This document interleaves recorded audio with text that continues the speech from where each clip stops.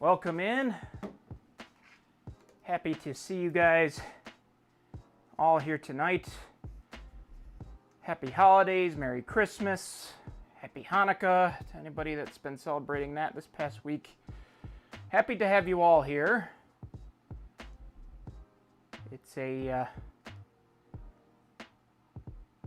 joy to be coming to you live this Christmas week, and I'm looking forward to working on a whole bunch of projects with you tonight. You can see we are over here on the mobile workbench to start tonight's stream, and just trying to get the live stream chat pulled up on my phone so that I can talk with you guys while I'm working over here. We got a little bit of work to do over here to start, and then we'll get back over to the main workbench.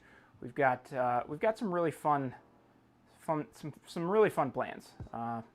So I'm really looking forward to hanging out with you guys tonight. We'll probably go a full 2 hours, which will be fun. Dennis is not streaming tonight. He posted earlier, so we will plan on going the full 2 hours, maybe even a little long. We'll see. But you can see the T-Track module here in front of me is now pretty much ready for scenery. It's even, I don't know, you could even argue that I started scenery. The roadway is all painted in and everything, which is pretty exciting. But yeah, really lots to work on. I've been posting in Discord this evening, but there's a lot going on the main workbench as well, which I'm excited to share with you guys.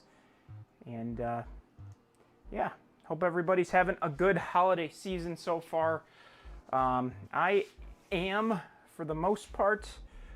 Some of you know I've got a terminally ill dog at home, and she's still kicking, which I'm very grateful for.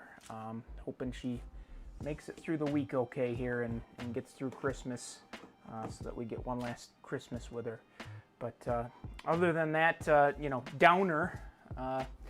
Everything else is going pretty good this Christmas, so I can't complain too much. But yeah, so this is the T-Track module. This is Jericho Road. You can see we've got the roadway in. This is painted with Vallejo concrete for the color. Pretty happy with how it looks color-wise. Definitely going to need to do a little bit of weathering, a little bit of painting of road lines and everything. Eventually, I plan to modify this module to also have grade crossings or crossbucks, but as we're getting closer to this needing to be completed for Amherst, just realistically, that chance is going out the window, unfortunately. Just gotta kind of make do with what we've got here, do a good job with everything else so that you don't even notice that it's missing crossbucks. But let me say hi to everybody out there, and then we'll get into it. Basically, all I'm planning on doing tonight is the initial base layer of dirt. So there's a couple of different things that we've got to do. We've got a field that's going to go in here. I'm going to kind of show you how it is that I plan on doing the field. It's the same way I did the field on my HO scale layout. And then kind of closer to the tracks, we're going to have, a brush line that we won't be putting in tonight. But I want to bring the dirt pretty much all the way up to the roadway on both sides, just to get my base layer down. And then likely on this side of the tracks as well, we'll be putting a little bit of dirt down and then getting it wet and drying so that we can keep going. But anyway, I said 5 minutes ago I was going to say hi to everybody, and I still haven't. All right, so it looks like we had Adam here first. Welcome in, my friend. Garrett was here right behind him. We got Mitch in behind him. Mitch has been already working on the track plan we designed for him a couple of weeks ago, already working on the bench work for the track plan. So that's really exciting that this is really getting built. Can't wait to see what comes of that. Should be really cool. We got Brandon in here. We're going to be working on something for Brandon tonight, which will be pretty cool. We got John Whalen in here. John, welcome in, my friend. Happy to see you. Been a long time.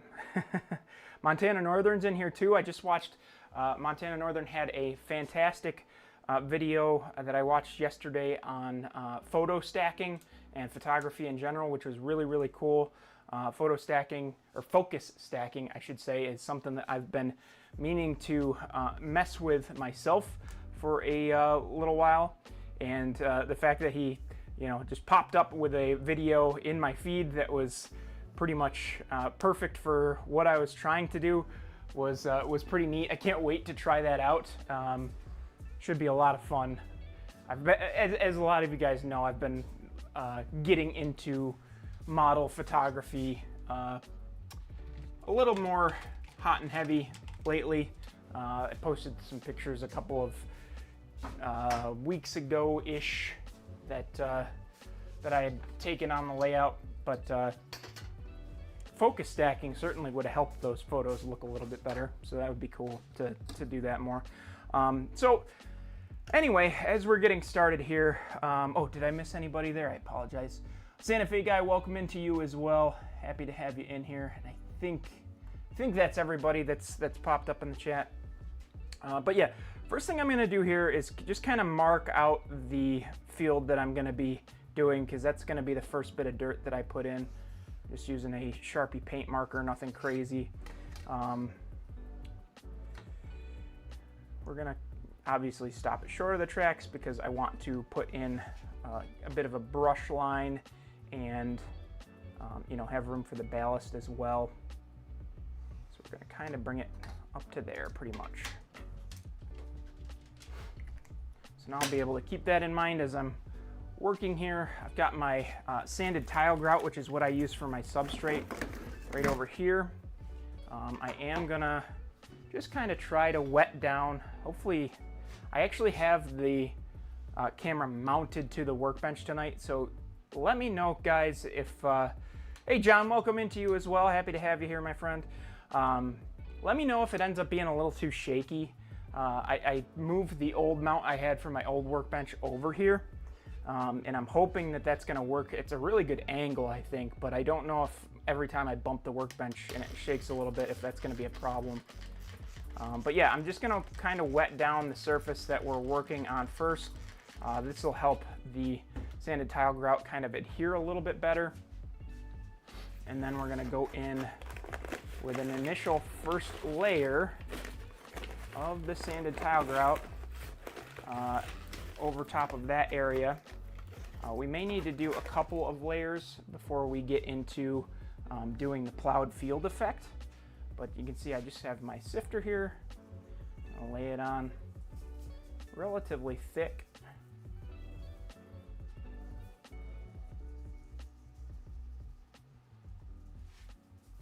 All the way up to the edges. I like to make sure I have a good base layer down and then come back with a second layer to do the actual plowed effect. I found that kind of worked relatively well. Those lines are more just an outline. Oh, I got some pooling water. Not something I've ended up experiencing as I worked on the main layout, of course. Maybe we'll just try to get the grout in here to absorb a little bit of that.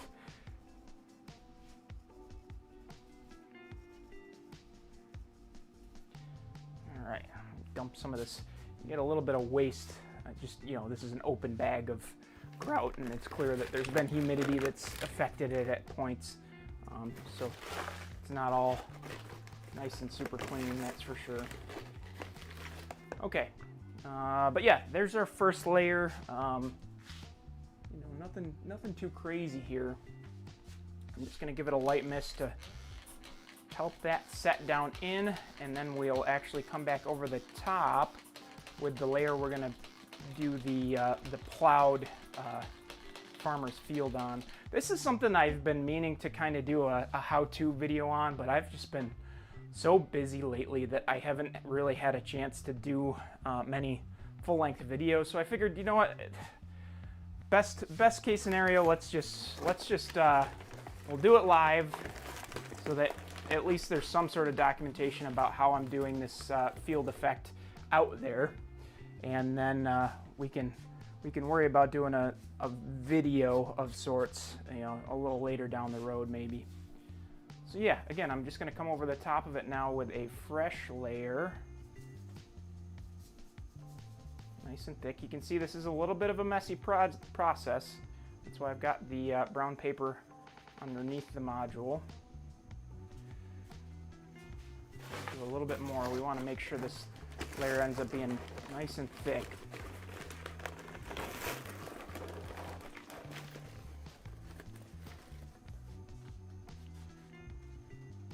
Trying to keep it off the roadway, off the rails themselves.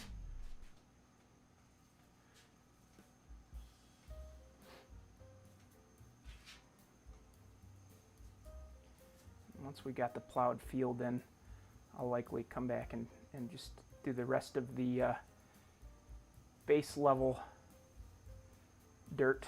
Sorry, I keep sticking my head in front of the light for over here. Maybe I should move that. Nah. Okay. Hopefully this should now be a thick enough layer. See if I can get it evened out a little bit at the seam here. There's plenty on here, that's for sure. Very healthy layer. Oh, no hot cocoa in the house. What a bummer. Oh, I got it. Sanded towel grout all over my Sharpie. Whoops.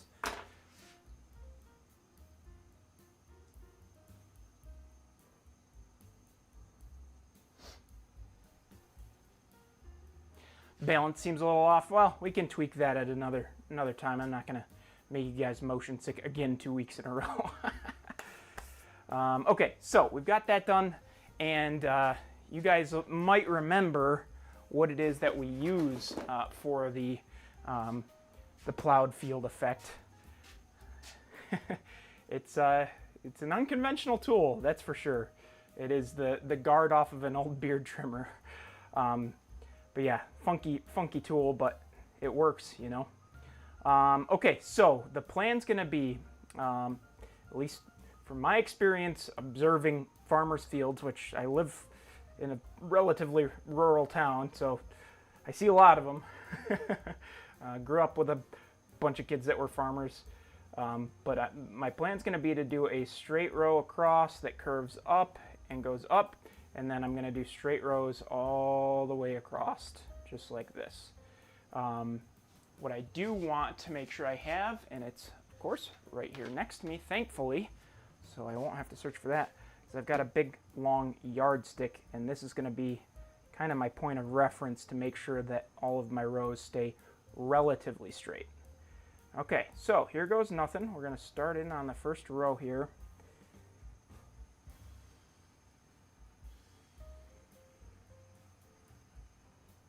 Okay, and then as we get towards the end, I'm going to gently try to curve it and go up. Okay. You can see we end up with a bunch of excess. That's okay. We can work with that. But now I'm actually going to work from the top down, just because I don't want to ruin that row. I honestly should have started from the top to begin with, but I didn't. Oh well. So I may actually end up having to go back and touch up that row, unfortunately. Okay, let's make sure we've got a good base here. Straight across, just gently dragging this through. Okay. Move it down. Somebody could figure out how to 3D print one of these that didn't have the thicker sides of the trimmer. That would be ideal. Apologies, my wife isn't home and the dogs have found something to bark at.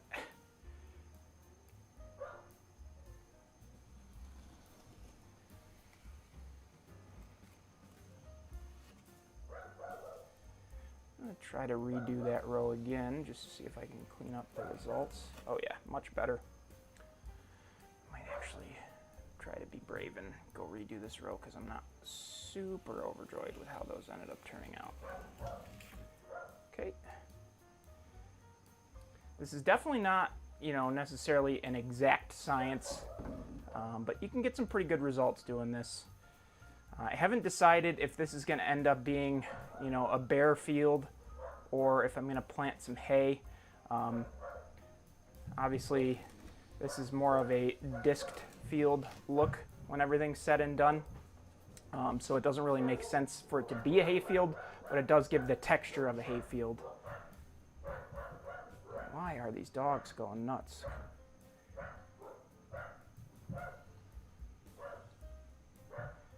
Apologies, guys.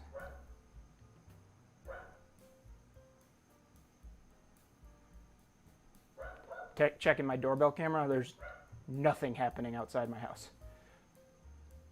Oh, no, somebody's got their... Oh, Amazon's here. Great. Most annoying part about Amazon is I don't have Amazon Prime.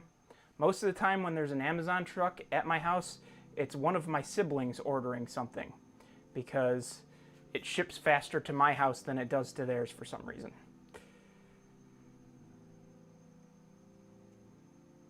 Okay. You can see we end up with a couple of deep trenches, so I've discovered that if you overlap the rows a little bit, a lot of times you can kind of get rid of those.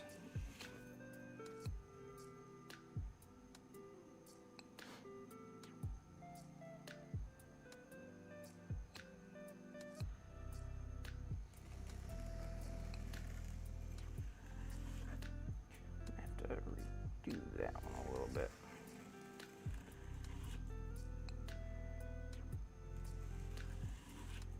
There we go. All right, now we're down to the bottom here. Let's see if we can get away with not having to redo that or not.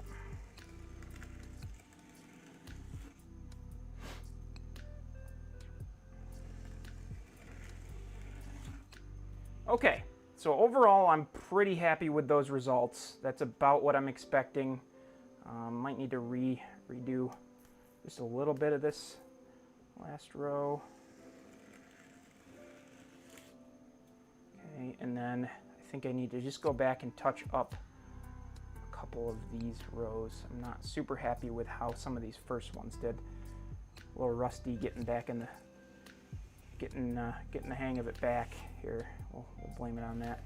But that's also why it's good that I put so much material on, because as you can see, a lot of it is coming off as we're working on this.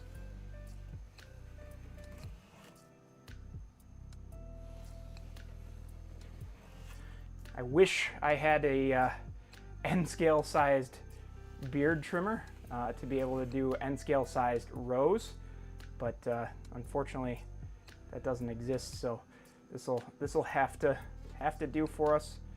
I think I'm just going to kind of go back through and redo a lot of these because I wasn't super happy with how some of this is built up.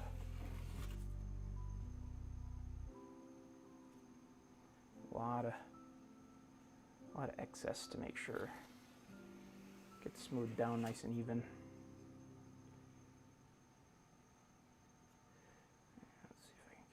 Doing this.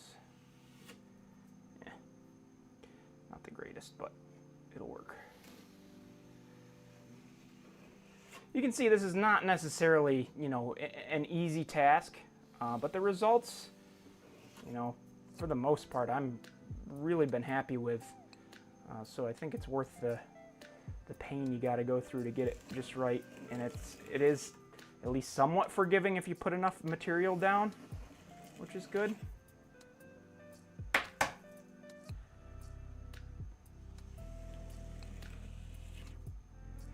Come on. There we go. Now I'm getting the definition I wanted on that side.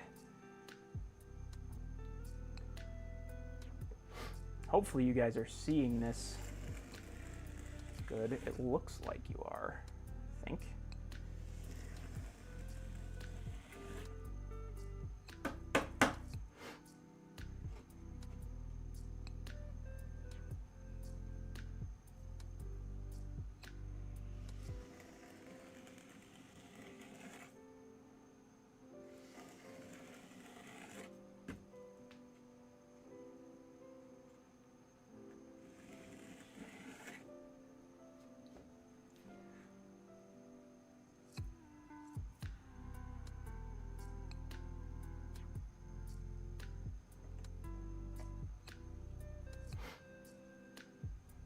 Yeah, I bet a spork works pretty well too, Chris. Welcome in, by the way.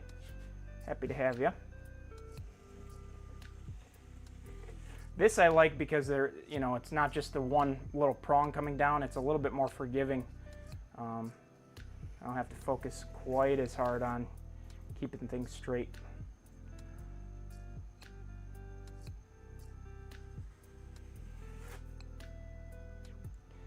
See, now I just bunged that up. I'm gonna have to see if I can touch that up a little bit. Got a little high. Oh, bad idea.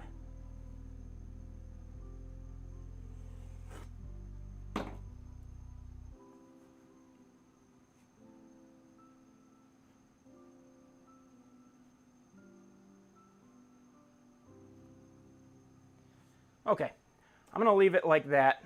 Plan now is going to be to get the dirt in along the road here, which I'm just going to carefully mask the roadway off a little bit.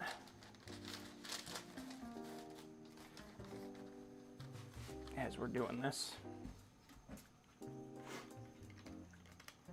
A little bit more water down. I don't think I'll need to do that here. And then, actually, if I let that down, it might just stay right put. Perfect. Okay, let me go see. I think this is going to take just a little bit more delicate work. And I just want to pre-sift the dirt so that I can be a little bit more precise. Just need something to sift some dirt onto. Where? Let's see. Man, reorganize your basement and you won't remember where anything is. It's all organized, but in places you don't remember. Oh, just found what I was looking for, but I found something else that'll work. Okay, so I'm going to pre-sift a little bit of this just to make sure that it's not going to be one big chunk. I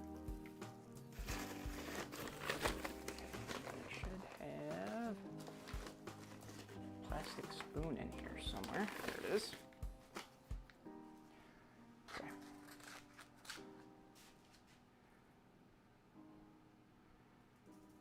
And because this is not the field itself and going to be covered by ground foam, I'm not going to stress about making it nearly as thick of a layer as we just did.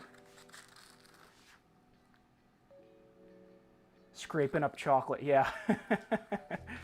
Pretty much.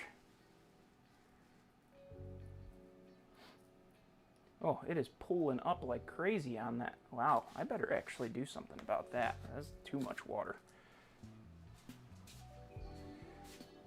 Supposed to be a nice little light spritz.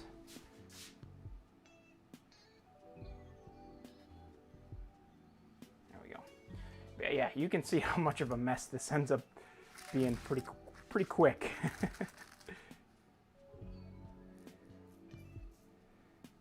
Just gently spread this out, try to get it out as even as I can. It is somewhat workable, just like with the bottom of the spoon. Again, this is just my base layer.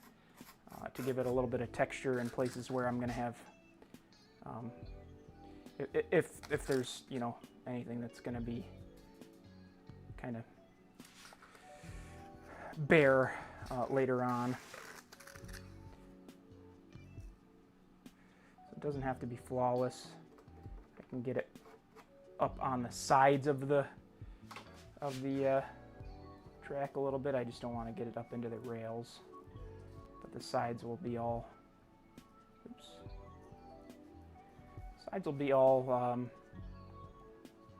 ballasted, so I'm not super worried about that. Should have left well enough alone with that. Okay, let's see if we can get away with doing the other side. Yeah, it's looking like I might end up needing to touch that roadway back up with a little bit more concrete.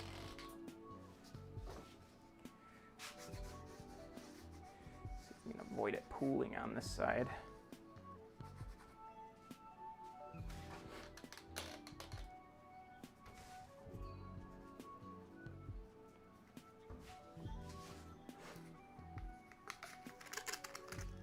I need to sift just a little bit more. Yep. Okay, you can see how messy my hands are. We're gonna, once this is done, take a little bit of a break so I can go upstairs and wash them before we get to the workbench. Otherwise, Brandon will be really annoyed with the amount of brown fingerprints on his beautiful reefer that I'm gonna work on for him. Oh, accidentally let a chunk through. Oh boy. Just got the grout where I didn't want to get the grout.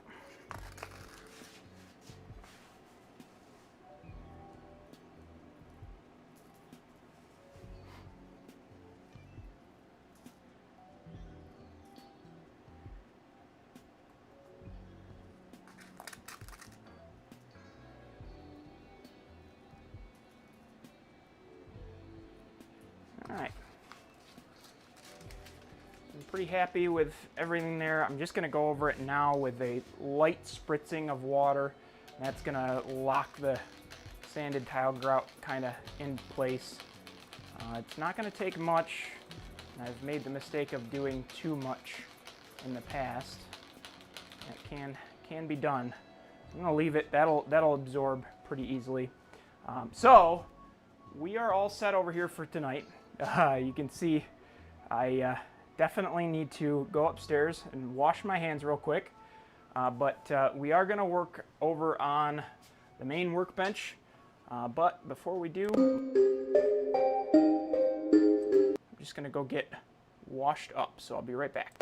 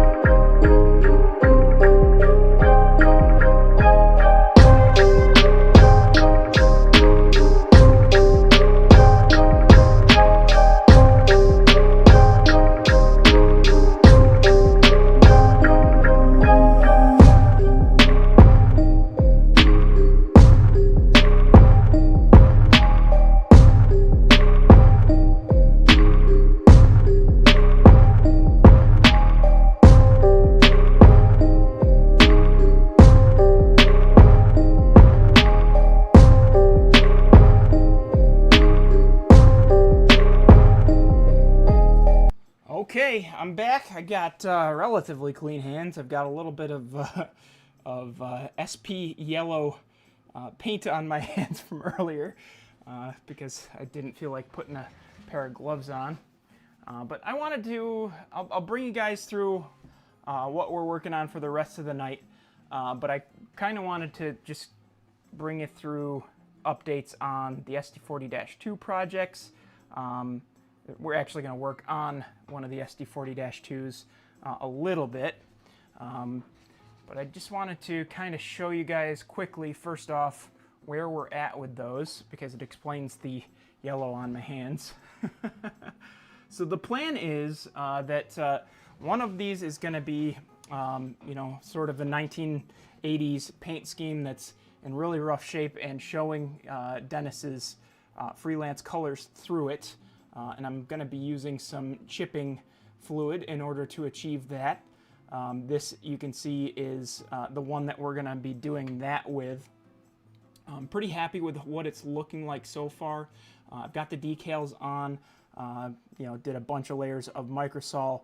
Right now I'm just kind of going layer by layer, trying to build up a little bit of a good layer around these decals so that when I do the final paint, or the chipping fluid and then the final paint, I don't end up with, kind of a very evident decal showing underneath the paint, because it does sit a little bit higher, obviously, than the rest of the shell. So that's what I'm doing right now. I'm pretty happy with how that's going so far. Decals went on well, as do most of this stuff from Print It Decals and everything. You can see there's going to be a plan for a little bit more blue to be chipping through on the nose. And technically the pilot, I should have reviewed the photos before I started in on this, but the pilot is technically actually his Colucci Creek maroon. I call it crimson mud. So that's the color. I should have painted that, but we'll have that color showing through on a couple of places that we're going to work on tonight. But yeah, I'm happy with how this one's looking so far. I'm excited to keep working on that. But we are also doing a second SD40-2, as many of you know, and this is the second one. And this is why my hands are slightly yellow. I was working on painting the sill for this one, and you might still be able to see where it's flawed, but right here, where I'm pointing with my thumb, I accidentally stuck my finger in the wet paint earlier. So I was trying to touch that up without going back to an airbrush. I'm not very impressed with how that's looking, so I may have to redo that completely. We'll see. But this is going to be not just a regular old Genesee, Wyoming transportation locomotive. This is going to be an Operation Lifesaver unit, which should be really fun. I just ordered some Operation Lifesaver decals off of Circus City today, actually. So as soon as those get here, I'll start to kind of do a little bit of planning on how that'll end up working out. I'm not entirely sure how I'm going to modify the paint scheme for that yet. I'm going to see, what sort of decals are on that Circus City sheet before I make a decision. But the other project that I also just kind of impulsively started on is this one here. This is a boxcar that's going to end up in my club's freelance scheme, the Buffalo, Rochester, and Pennsylvania, which is kind of a what if the B&O never bought the BR&P, and they sort of changed their name and all that stuff. But yeah, this is going to end up in the club's freelance scheme. It'll be my own car in the club's freelance scheme. It'll be in and out of the transload facility on my freelance mod or my free Mo modules all the time, which should be fun. Yeah, but those are the three big custom painting projects that we're working on. I'm going to work on, like I said, we're going to work on those a little bit tonight. But then I also have these two reefers that we're going to be working on as another big freelance project for Brandon. I'm hoping I should be able to make good progress on these tonight. So we'll see. Pretty happy with the progress I've been able to make with the SD40-2 so far. So I think what we'll plan on doing is first I got to get gloves on so that I'm not ruining anything.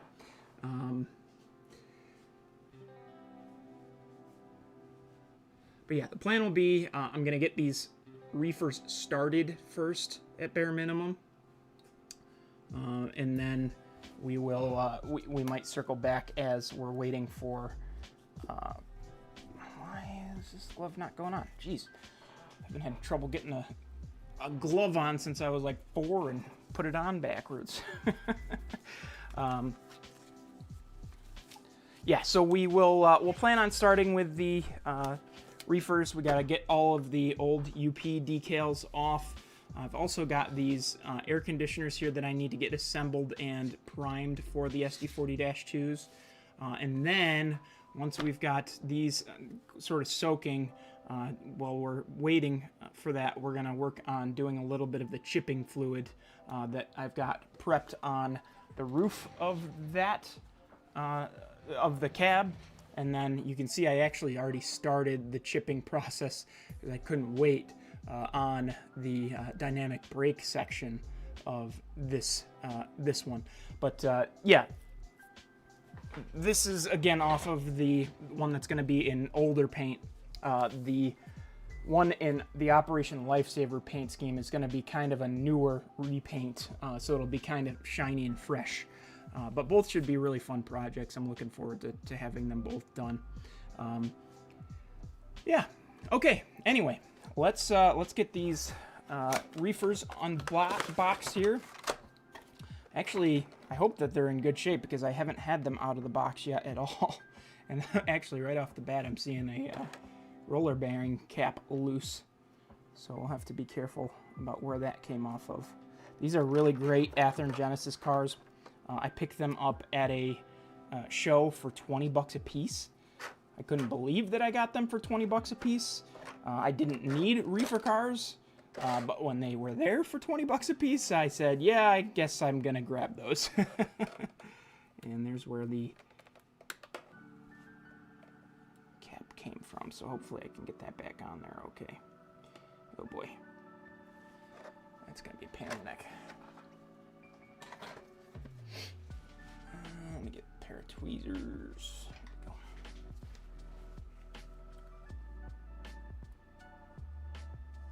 I believe these are just a pressure fit.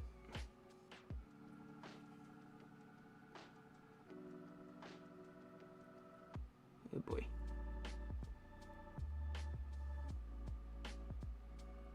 Oh boy.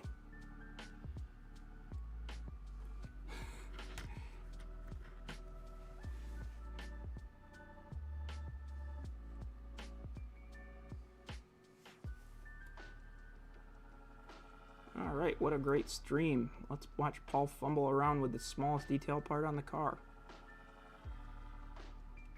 Oh boy. How many times can I say that too?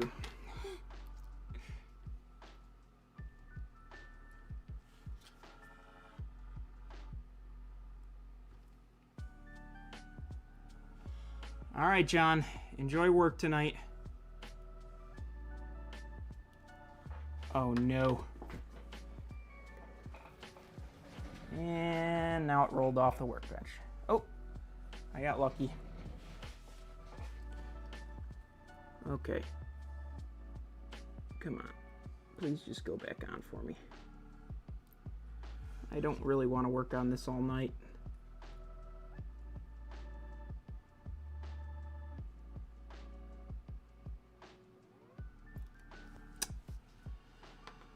Hey.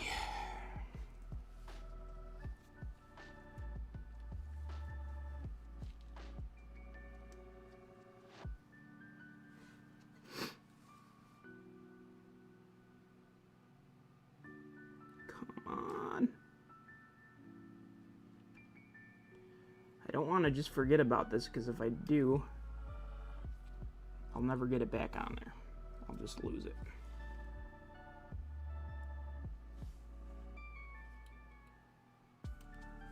Come on.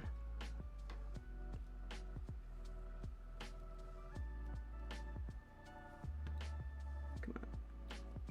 Go back on there.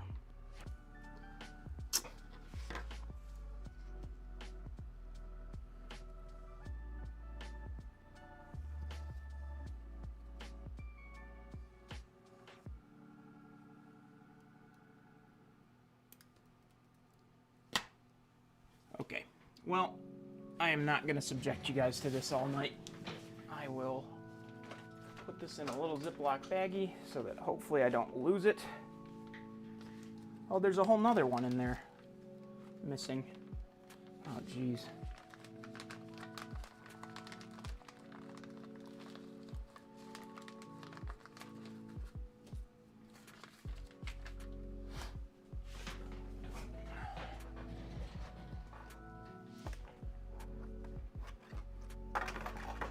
I think this was a bigger problem with like early Athearn Genesis stuff. It sounds right about the railroad it's going to. Oh boy. All right. Well, let me get these put away. And then hopefully we avoid any more of it falling off while we're working on it. And then maybe this will just be, you know, kind of the last thing I put back on before I send one of the cars off to Brandon. I don't know if I mentioned, I'm keeping one of these and then the other is going to Brandon. Hey, look, oh, we got one missing, we got one missing one here. Ah, that was scary because this is the plastic in this box seems to have broken, and I was a little nervous there that I was never going to find that cap again. Okay, put that one back in here.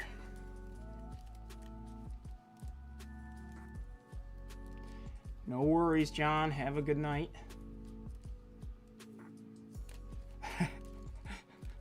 Santa Fe guy, I don't want to see how long this takes. So all due respect, I'm going to circle back on this another time.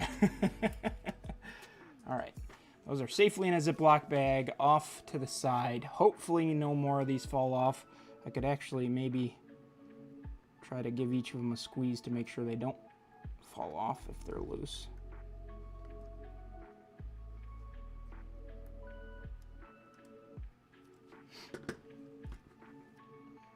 That's the thing with these Athearn Genesis. They're gorgeous. But I know... Oh, did I just break that syrup off or was it already missing? Oh, there's a missing stirrup on this one now. I guess this will probably be the one I keep. Give Brandon a nice one. Okay. So, pretty simple task here. We are deleting the UP decals and we're putting on Frozen River Flyer Service decals along with the reporting marks for CCRX, which will go right in the place of the decals for the UP. I need an eraser. Oh, well, I've got a friend who always jokes that the more detail a car has, the less you notice when it goes missing, which is good because that's another piece of detail that's fallen off the car since I've taken them out of the box and, you know, not even handling them very roughly, but oh well.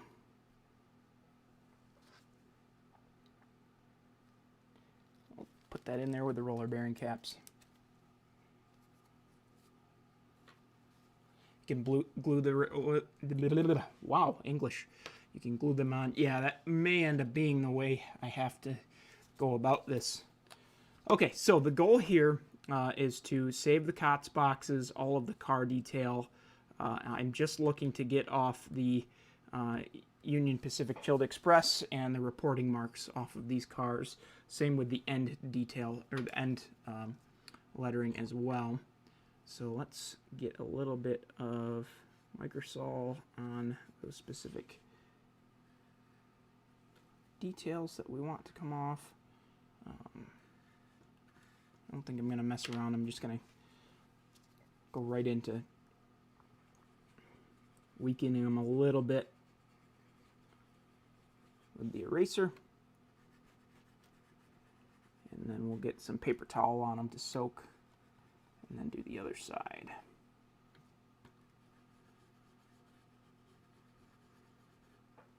Okay.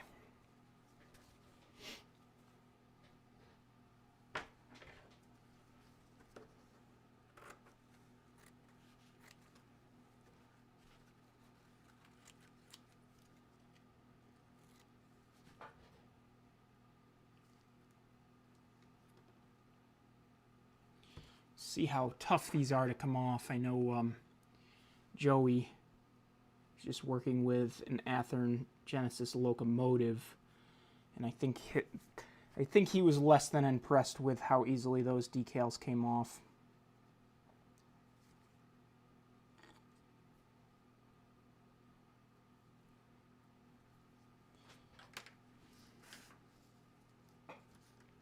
So what's everybody else got on their workbenches? Let's love to know what everybody's working on. I can't see what you're working on, but I'd love to know about it. Talk to you about it, you know.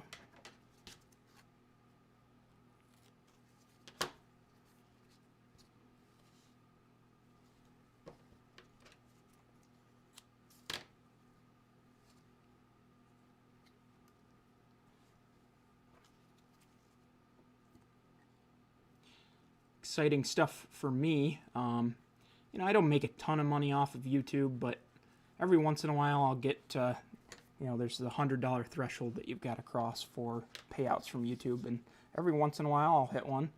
And ended up Christmas coming a little early this week and got one today.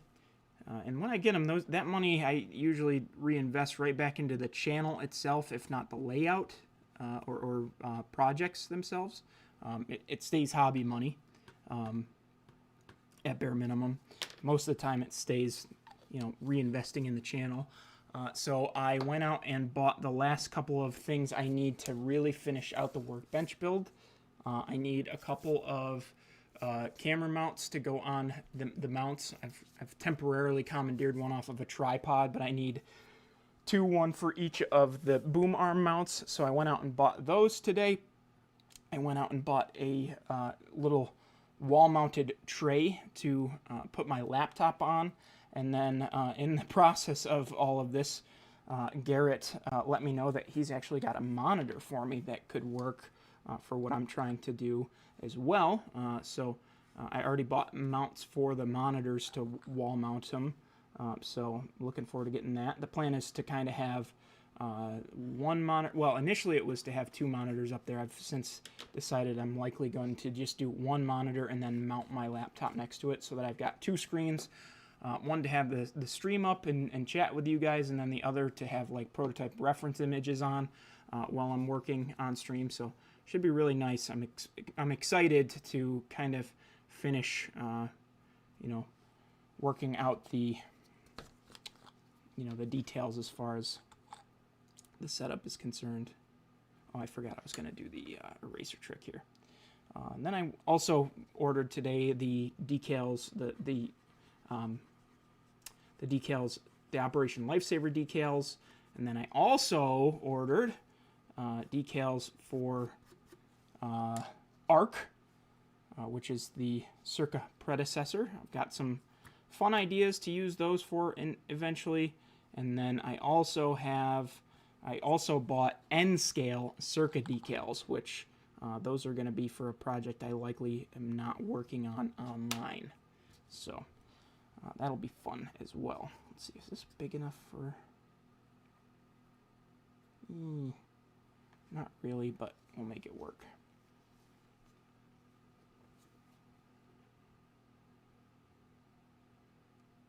Steel slab loads, that's cool. Santa Fe guy.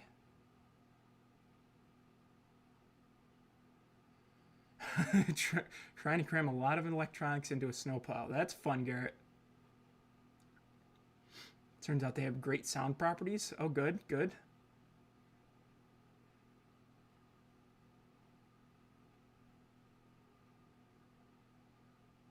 That's cool, Santa Fe guy. Nice. So Mitch, kind of, it'll have, the way the lore will have worked out, Circa, or excuse me, Genesee Wyoming Transportation will have been an ARC member at one point, which means that there could be still ARC logos fading through on certain freight cars. So that's kind of the idea I've got for it at the moment.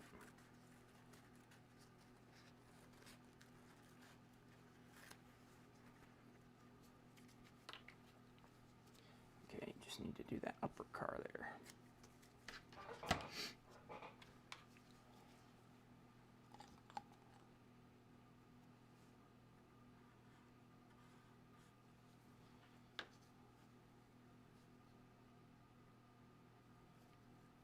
I don't know. I might be biased, Mitch, but I think you're in the sweet spot there with the plan for older GEs. on a relatively modern layout. Totally not biased at all, right, guys? Why would I be biased towards GEs?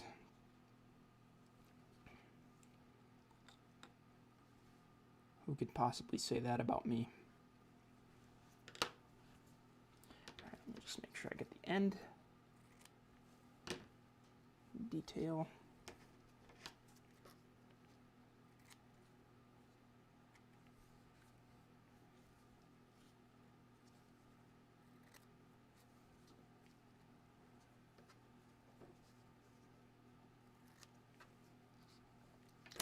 These should be a nice, simple project. I don't think I'm going to get them done tonight, but they'll be, well on their way by the time tonight's over with. And, likely we'll finish them up another time on stream.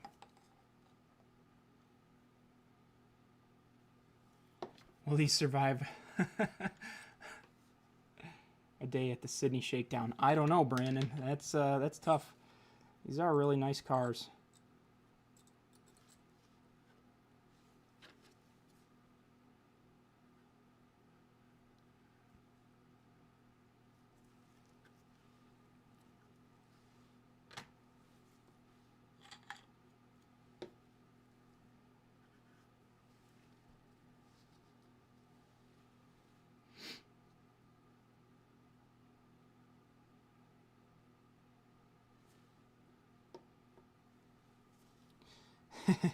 I guess we will, Mitch. I guess we will. I still think that that wide cab EMD still fits in quite well, though. Could be fun to do, like, I mean, the Finger Lakes still has a mixed roster of GEs and EMDs, even up to this day. So you can get away with, a mixed roster. There's prototype justification for having some EMDs and GEs all in one.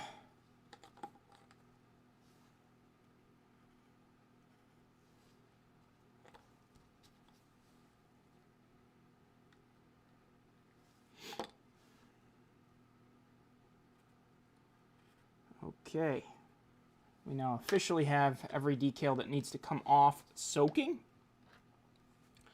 So I'm going to give those a couple of minutes, and we're going to start working on some other fun stuff.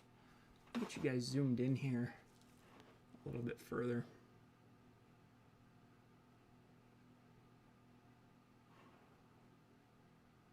Oh, it didn't come with journal bearing trucks, Garrett? That's funky. I would have figured it did. All right, we're going to zoom you guys in.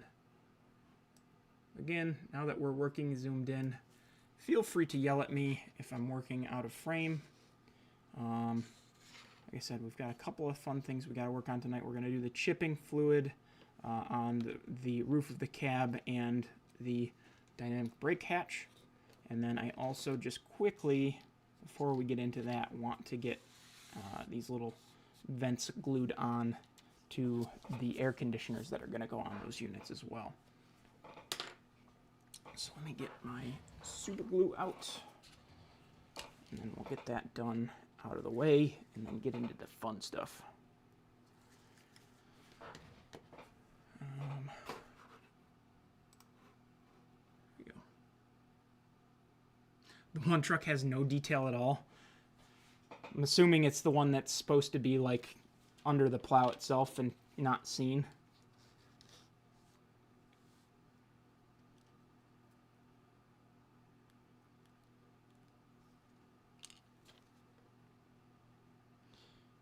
Garrett's holding on to a couple of other fun things for me right now. He saw my buddy Jim today, and Jim dropped to him some detail parts that Jim made up for me for my 2308 or 2309 and 2310. He bent out of brass the correct antenna stanchions or stands and stuff that go on the X Santa Fe units. So I'm excited to get those, and I appreciate Jim putting those together for me. I was hoping I'd be able to see Jim myself, but unfortunately, I'm just, you know, I'm not able to commit to anything too big on the weekends with Belle the way she is right now. So I'll have to make it up to him another time. He wanted to stop by and visit the layout, and I was like, I'm sorry, I can't. I've wanted to operate, you know, lately too, and haven't done that just because I don't want to be committed to anything for the time being. I've been lucky that I've been able to continue doing as much as I have.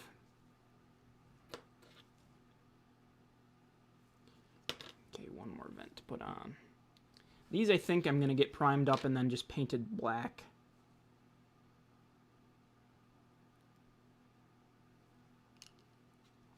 I think I may have painted it green on the GP30, but I can't remember. Okay, those are good to go. Let's get into some fun stuff. All right.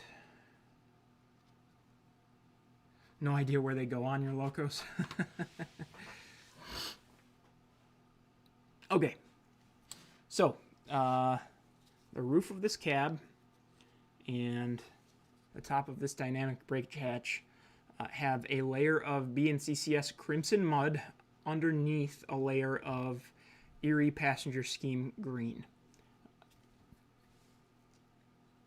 So the job for us tonight is going to be exposing a little bit of the BNCCS Crimson Mud in various places on the roof. I know for sure I really want to try to get like a little bit of the sunshade to have it. And basically the way you're supposed to do this is by just getting the area wet and sort of just gently chipping away at the top paint layer.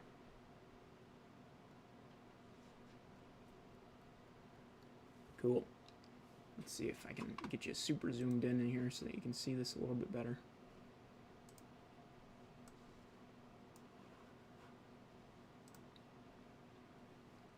I don't know if you guys are going to be able to see that small of a paint chip. We'll try to do a couple of bigger ones. I want it to be nice and subtle, so that's the... You gotta be careful not to go too crazy.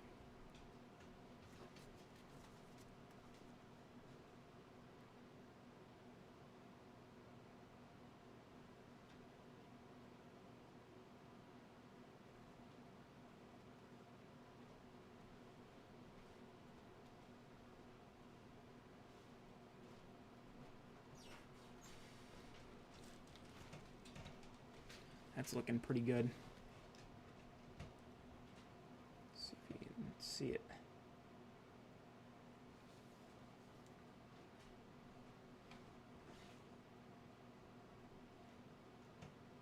Oh, of course that's the only place that makes the right ones. That's a bummer, Garrett. Okay. I don't want to go too crazy, like I said. We just want to show signs of the old paint scheme fighting through.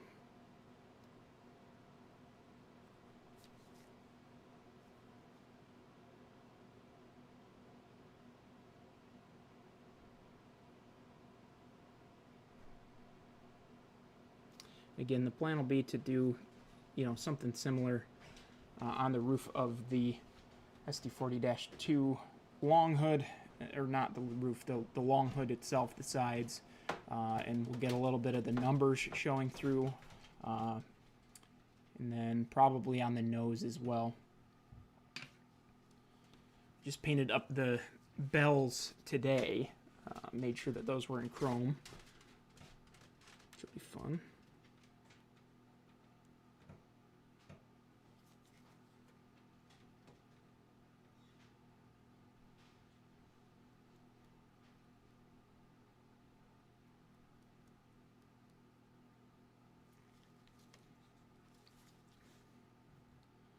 try to keep in mind that I should have an air conditioner kind of sitting right in this general vicinity.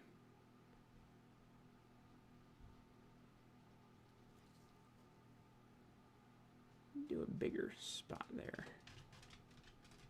Fighting through.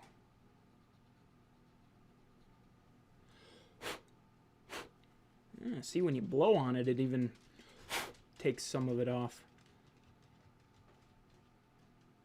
That's cool. Alright, do a little bit maybe on this side of the cab roof. So again, did I end up bringing it over with me? No, I don't think I did. This is the AK Interactive Heavy Chipping Fluid is what I used for this. It's supposed to come off in bigger chunks, but seems like I can keep it relatively controlled, which is good.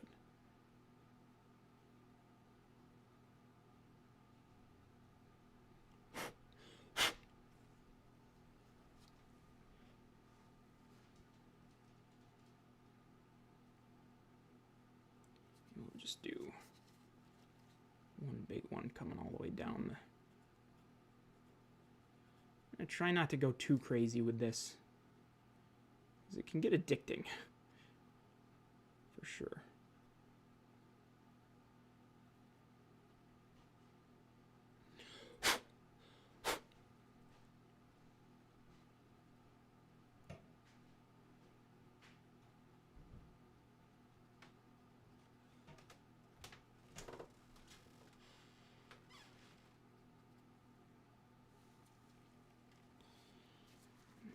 A little bit more cleanup work to get that looking like it really is one big chunk.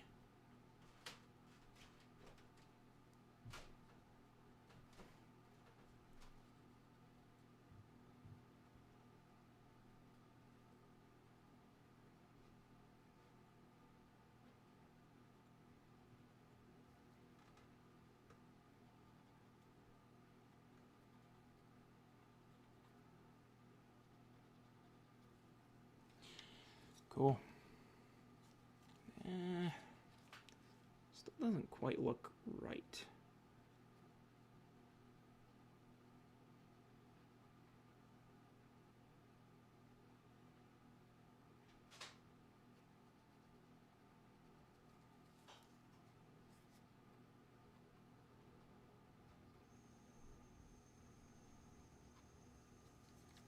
All right, I'll leave that be for now. Get some another layer on this.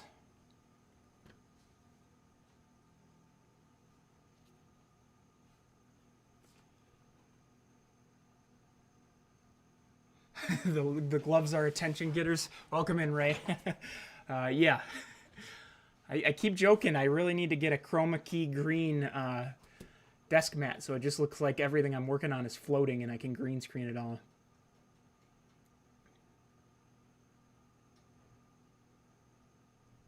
Yeah, you had told me that, Joey. I might have to try that at some point too. Oh, Ray, you're not gonna do the weekend in Syracuse? Just can't make it this year? Scheduling conflicts, or hopefully when you say you're out, you're not being kicked out. I can't imagine that would be the case. All right, yeah, not ready to move just yet. Sometimes these old, or the decals can become, oops, that's the wrong paintbrush. These decals become a bit of a waiting game. Oh, same weekend as the Sydney RPM, dang.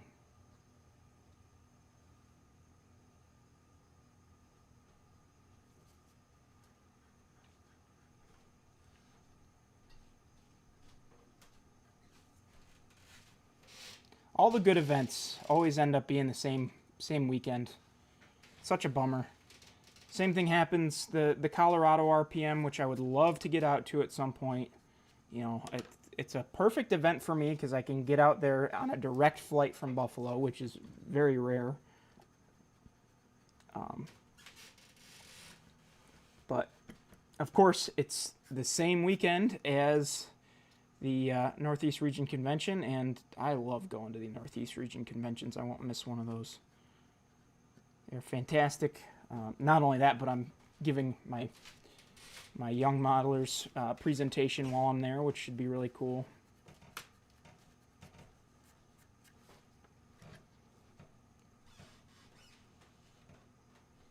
Hopefully, oh, you guys cannot see me right now. Whoops.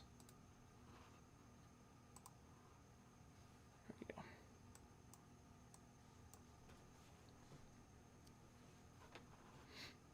We'll have to kind of page back and forth between zoom levels.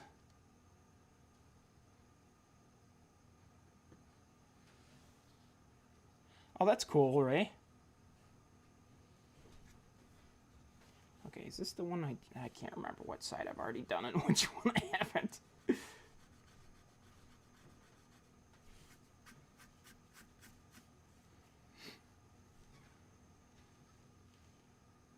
Ooh. I don't like that I'm kind of getting some streakiness off of that. It's not fun on a white car to have black streaks to have to try to clean up. I'd rather not have to.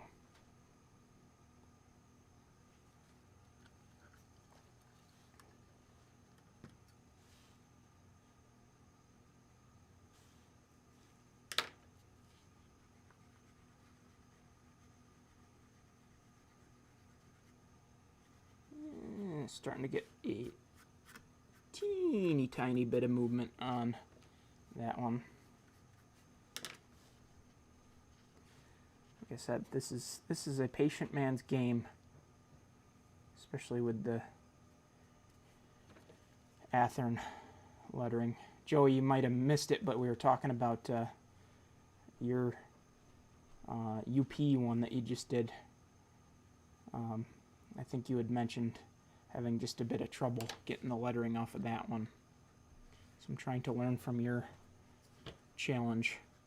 Just be patient here. Take off a little bit of time.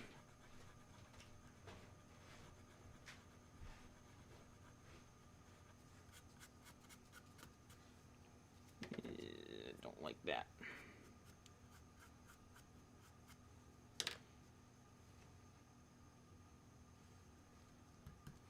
Set that one off to the side.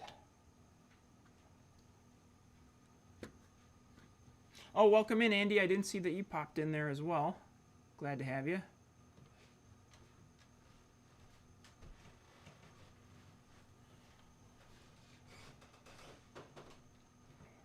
Andy, it'd be cool if you were able to get up for Syracuse. April 18th and 19th. That should work for me, I believe. Love to get to that again. At some point, I want to try to get down to island ops as well, though. And I don't know that I really want to try to justify 2 big trips like that, where I've got a hotel and everything in the same year, with all the rest of the traveling that I do. So.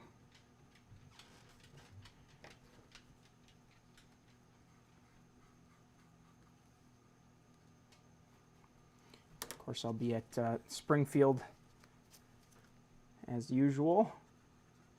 I'm talking a little bit about that. I joked with Ray earlier this week, maybe it was last week technically, that you know, he has all these people on his big operating crew giveaway that are all vendors at Springfield, and you know, before Christmas, and it starts getting me way too excited for Springfield too early. Because now I still got a month to wait. But it's cool.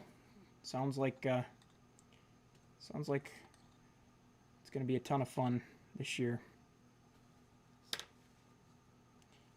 Okay, did I do this side yet? I don't think so, but I'm going to do the end first here, before I forget about that.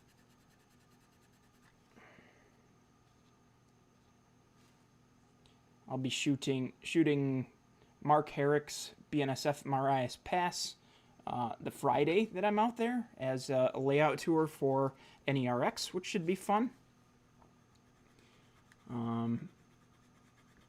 really looking forward to doing that. There's some really heavy hitters as far as the layout tours are concerned this year for NERX. I mean, I don't know that we've ever had this good of a lineup of layout tours between Dennis and I filming. Really looking forward to the lineup. Should be some really good ones, other than Mark's as well. Mark's is fantastic, to be clear. I'm not trying to say that his is not. Mark's is probably one of the best ones, even in a lineup of really good layouts.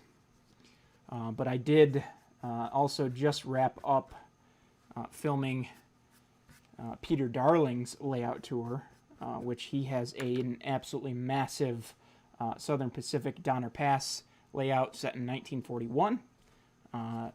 Cab forwards, steam, you name it, he's got it. Gorgeous brass models. I mean, just some fantastic stuff.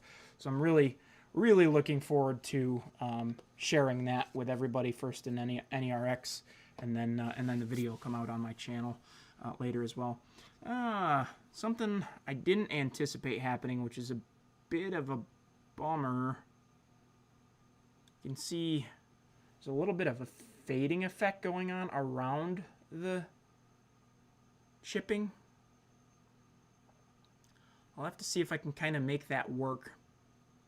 You can also see where the water has kind of left a streak all the way down, so I think I gotta be more careful with that. Interesting. Learning things. Learning lots of things, for sure. Yeah, snow sheds. He's working on. They're unfortunately not done at the time of filming, but for the 2028 convention, he's planning on having his layout 100% done, and he's working on doing the covered turntables where they used to turn the snow plows and everything, which should be really cool. I'm really looking forward to seeing that, because that's a unique detail that you don't see. Donner Pass is such a popular prototype to model, but you just don't see. I've never seen the covered snow sheds before, so that's going to be pretty cool to see. Okay, so we're going to work on doing a little bit more chipping on the radiator fan section here while we're waiting on the next round of scrubbing on the decals for the reefer cars here. So let me get you zoomed back in. And again, if I start working out of frame, feel free to yell at me. I won't take it personally. Okay, so let's see. Where do I want to put some chipping? I definitely want some around the exhaust. Exhaust is going to be kind of dark and grimy, but do some maybe right at the edges of the exhaust.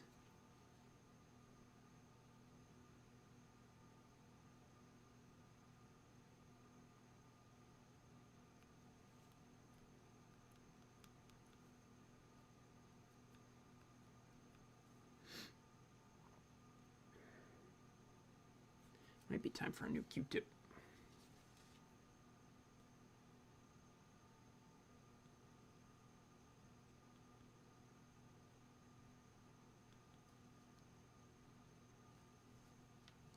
I like the way that's looking. I'm going to get a new Q-tip though.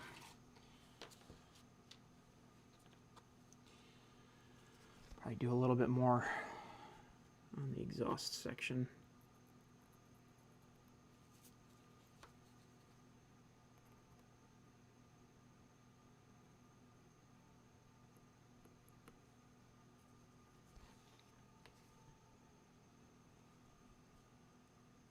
Yeah, that's going to be one of the other layout tours is New York Society of Model Engineers, who are celebrating their 100th anniversary this year, right, Andy? Am I right there? One of the oldest, if not the oldest, model railroad club in the United States, so that's pretty dang cool. It's got a really cool two-rail O-scale layout.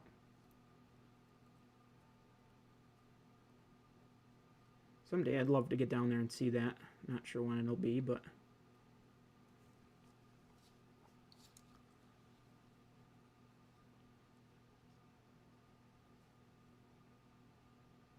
100 years. Pretty incredible.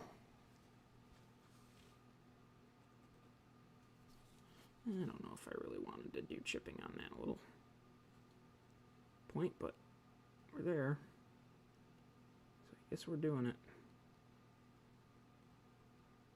I could probably end up using the fact that it faded the paint around that to my advantage. Do a couple of spots where I'm not going all the way through the paint, but just weakening it and getting it, you know, looking a little faded. Might help me make some of that make sense.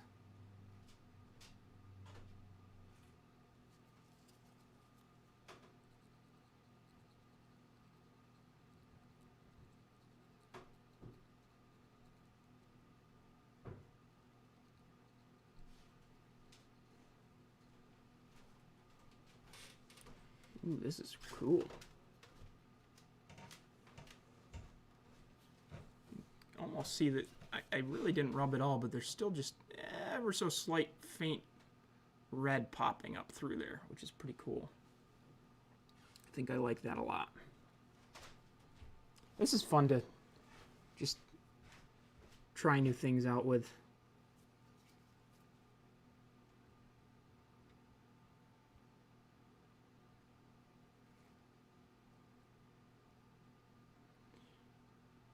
Definitely on the fans themselves want to get a little bit of chipping going as well. That seems to me like an area that would for sure have this effect going on. And the stark difference between the B&CCS Crimson Mud and the Erie Passenger Scheme Green really makes this, all this chipping, look pretty cool.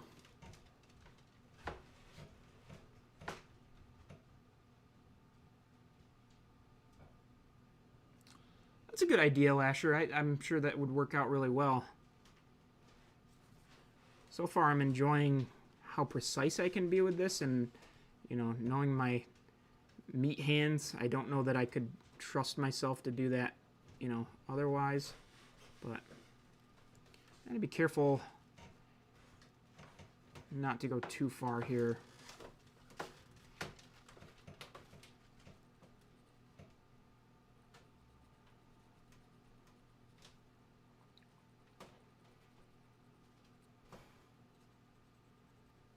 Just get a little bit of it showing back through the fans.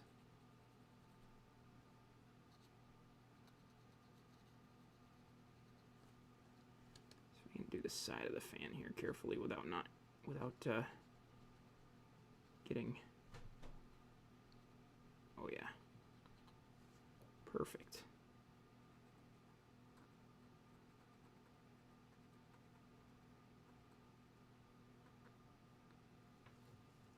Oh, that's cool. Man, I'm having such a blast with this. I wonder if I might be talking myself into doing a little bit more chipping on the rest of the locomotive than I initially had planned.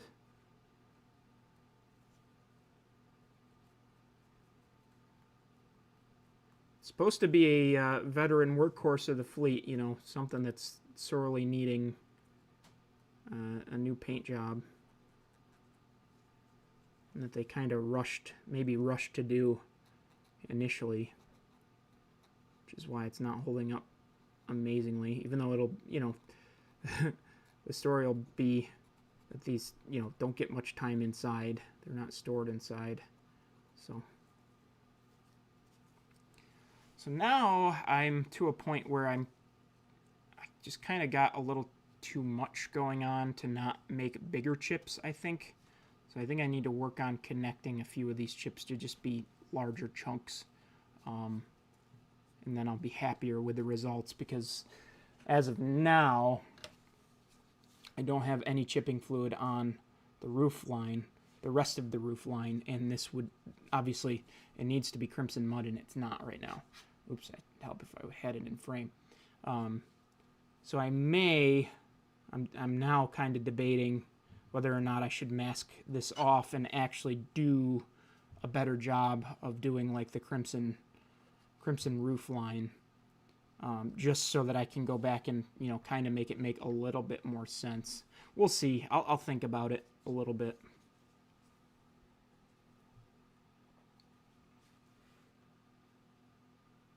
Photography might.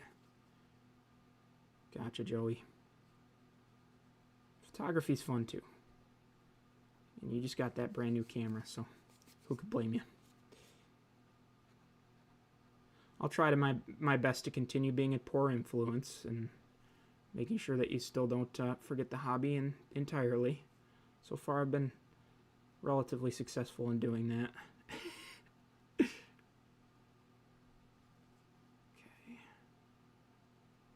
It was successful getting those two chips combined there. I think it needs to come into the hood a little bit deeper, though. Maybe even work all the way up into here.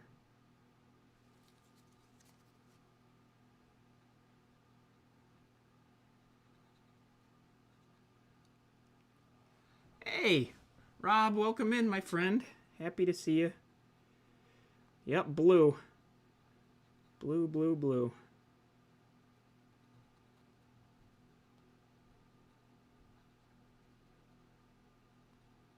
Rob, no club for you tonight, or are you home from the club already?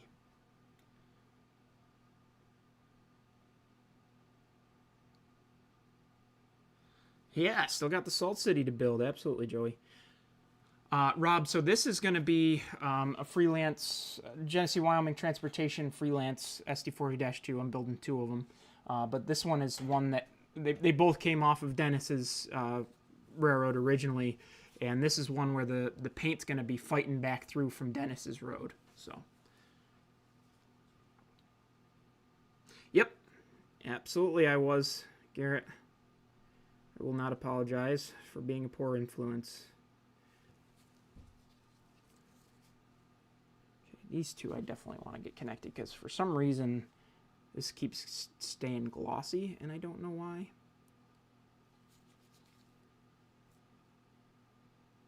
I'd like to get it to not be glossy anymore.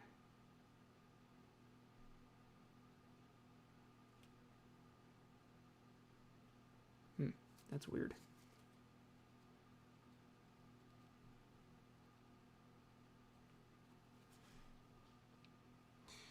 Yeah, I thought so. No. Did something a little bit different. Yeah. I don't want to ruin this.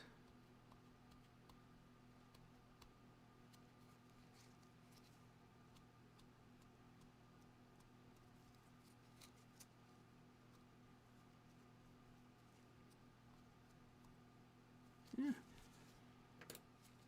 Once I get that dull coated, that might end up looking pretty good. Okay, I feel like I need to get like one more bigger chip going. Maybe like in between here if I can. Which I don't think I can because, I don't know. Something funky happened with the first area I tried. I didn't use these Q-tips initially. I just used a regular paintbrush because that's what the tutorial I watched showed. And it just kind of got all gummy instead of removing the paint.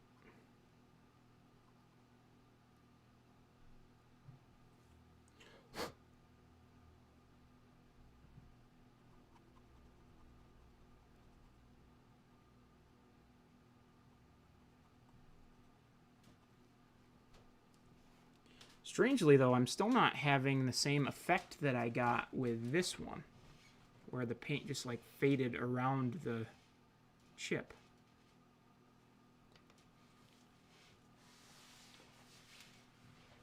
I'm going to run through these Tamiya Q-tip brushes like crazy, I think. New bench is working out fantastic, Rob. I'm enjoying every minute of it. There's a couple of things I might have done differently had I, been through the process once before. Now that I've learned it, or now that I've done it, but overall, the amount of thought I put into this is paying off pretty well. Maybe I'll get this chip all the way up to the base of this fan. Mainly the one thing that I've really kind of not enjoyed about the bench as it stands, I think it's about 2 inches depth-wise too long. My arm's reach barely gets back to the pegboard from a sitting position. So that part of the ergonomics is kind of a bummer, but other than that, it's been pretty good. Been more than good, I should say.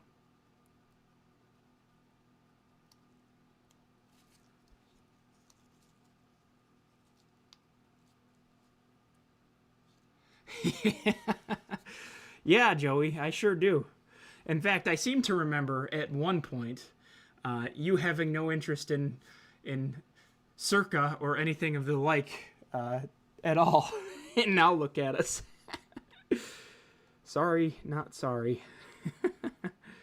Okay. I think I'm happy with that. I want to do a little bit, I think, on the side. I don't want to get down towards the end because it's going to be hard to kind of get it to match anything. And also I should check the reference photo that Dennis sent me to make sure of how far down the crimson actually goes on the car. Let's see.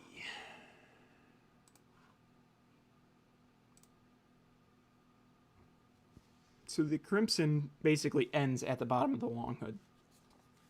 So that means I do want to be careful not to have anything towards the bottom of the long hood that would be kind of spilling onto the long hood of the car.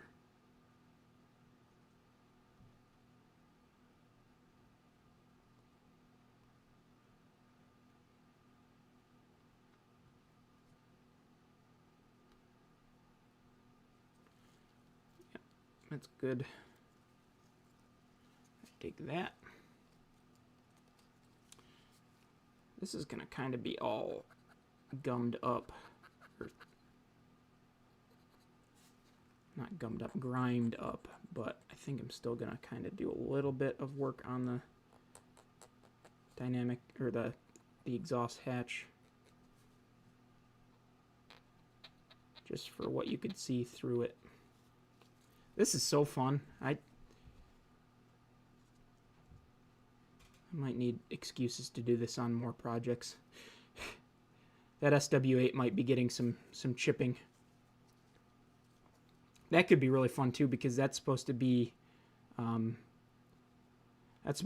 X Lehigh Valley and then X Conrail.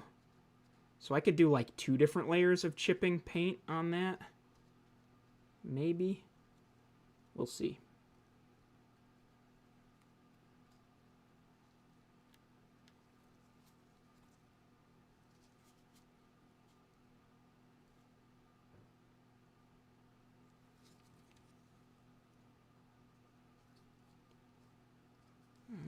Let's see, maybe just do one spot on the side over here, and then we'll call it good for the long hood. I think I want to do a couple more spots on the roof of the cab, just based on how large some of the chips have gotten here to keep, the consistency going.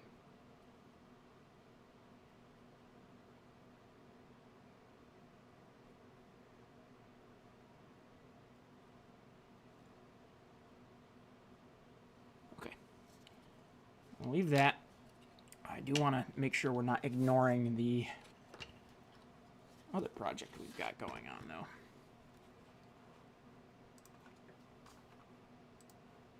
Oh, come on. There we go.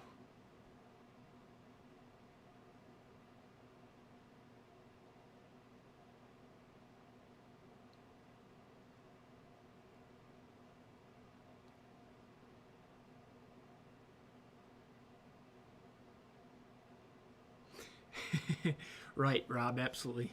Got to have deliberate thought with a workbench like this.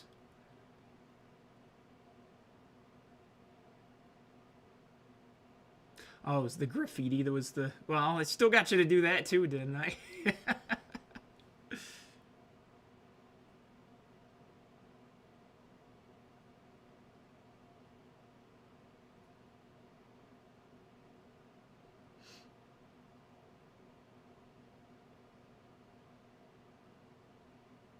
It is definitely easy to go overboard. I'm trying to be careful not to with this. I think I'm about at my max as far as this is concerned. And I think I'm going to have to make some decisions as far as how I'm going to do the rest of this. Just to make it look consistent at this point. Alright, let's see if we can get any sort of movement at all on these decals yet. Anything would be great. Nothing yet. These are going to take a long soak, it seems like.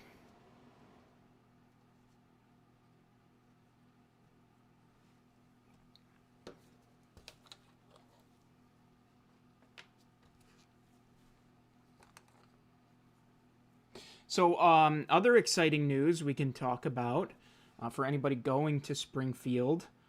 Joey, myself, and maybe Dennis should be walking around with free samples of Circa decals for anybody that's interested. You just got to kind of stop us and say, hey, I think Circa's cool and I'd like a free sample of decals. And we've got enough to get you started.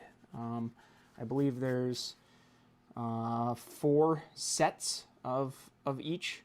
We'll have Circa, we'll have Arc, and we'll have each in HO and N, I believe. We'll have Circa, Arc, and Class 1 partner decals. So some really cool stuff. Really looking forward to being able to share that with everybody. Get everybody started on the path of being Circa or Arc members.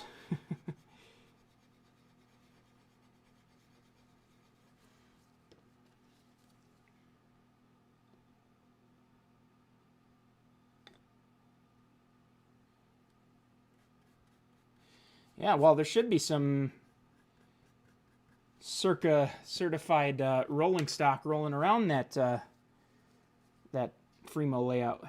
If I've got this card done in time for you, Brandon, hopefully amongst other Circa items.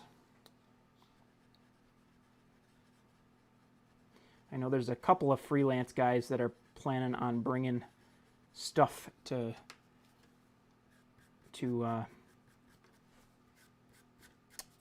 yeah, what am I saying? to Springfield. So it should be cool to see if we can get a bunch of it together somewhere, hopefully on the Fremo layout, as long as we can manage that.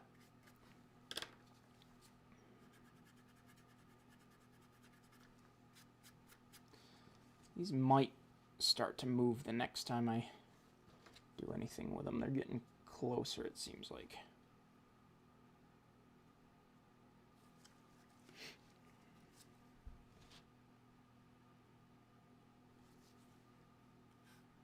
Yeah, Joey, definitely got to get the form completed. At last check, we had 4 pre-registrants already, which is pretty great. Would love to see more, but it's good to know we're not putting on the event for nobody.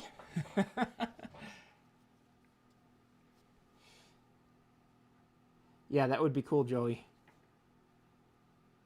I think my plan is to at least bring 1 salt hopper, and then the GP30. If these 40-2s are done, I only have a decoder for 1 of them right now. And I don't know that I'm really going to...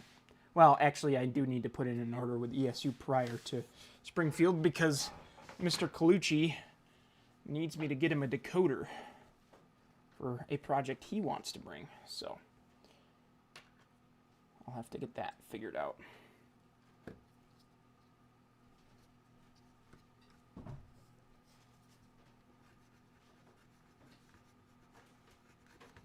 But yet again, another example of me being a poor influence. Dennis had zero intentions of initially making the project that he is working on a sound-equipped unit. And then here I come saying, hey, I can get you a nice cheap sound decoder. And all of a sudden, it's going to be a sound-equipped unit.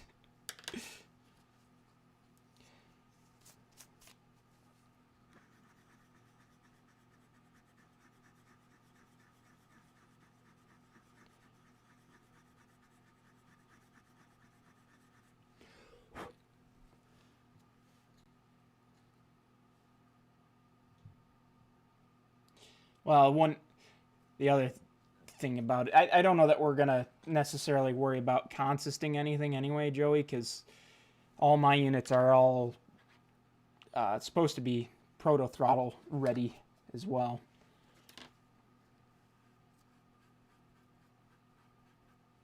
Because that's pretty much all I run with at Fremo Meets is the proto throttle.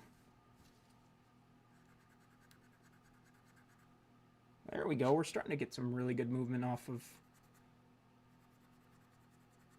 the end of the car, which is good. I won't try to force anything though. I don't need to take off paint with the numbers.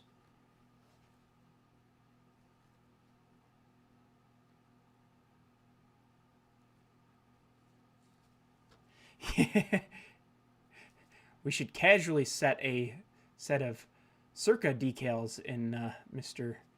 Palmieri's hand, Joey.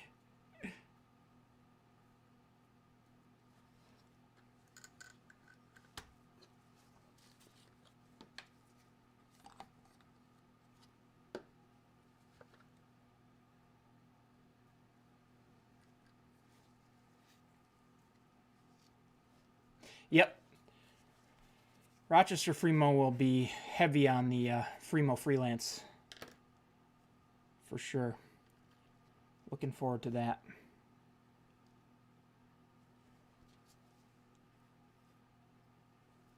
That's an event that we may be able to, maybe we can coordinate getting some stuff speed matched and really running some combined equipment. Oh, I didn't actually, whoops.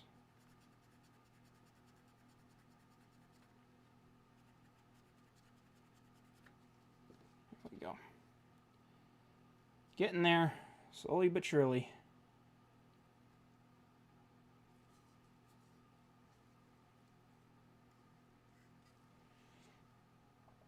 Yeah, absolutely.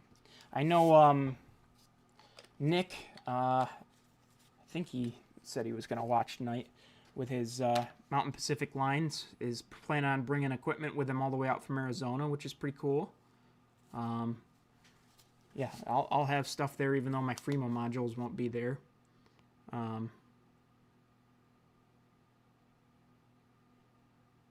Dennis, I think, is going to try to have his project done, which I won't spoil because it's obviously his project, not mine. Joey can certainly bring stuff out as well. Brandon, if you've got anything done by then, well, you should at least have a freelance reefer done. If I've got anything to say about it.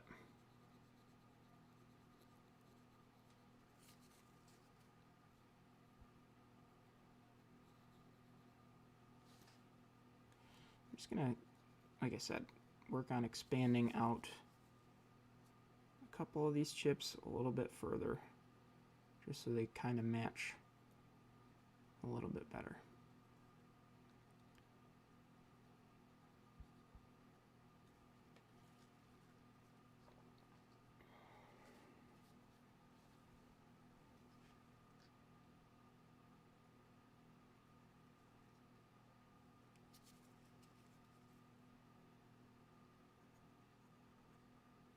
Hopefully you guys can see this okay.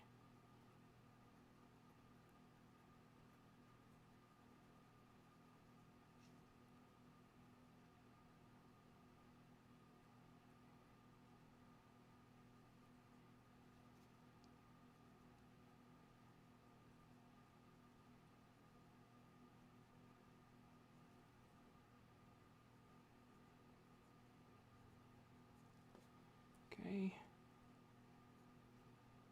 And go a little bit further up onto the roof, I think.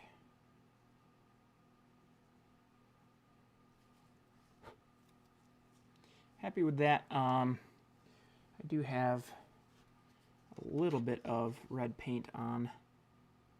Hopefully, well, actually, I don't know that I got the chipping fluid over onto this section, so it might not be able to expand it down onto the front of the cab at all.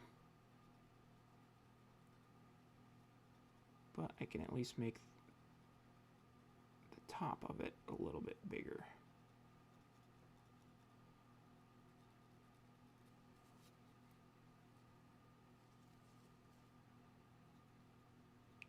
Not liking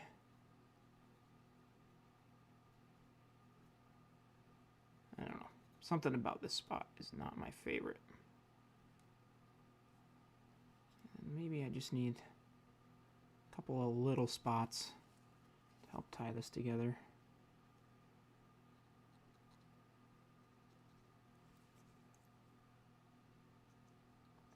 A little Circa Arc takeover, yep. That is, I mean, that, you know, for what it's worth, I do, I think I appreciate the fact that I think Circa and Arc are helping to encourage people to endeavor into their own freelance rolling stock a little bit more, custom painting and stuff, which I think is a good part of the hobby. You know, if we can get more people into home shops runs, I know Chris is a busy guy, and you know that might not be the easiest ask, but I think the cool thing about Circa and Arc is that it's encouraging people to not wait for somebody like home shops to produce their rolling stock, but produce it themselves, and that can only be good for the hobby, which is really cool. Again, not to say that, you know, we shouldn't be supporting such a cool company like home shops, that's for sure.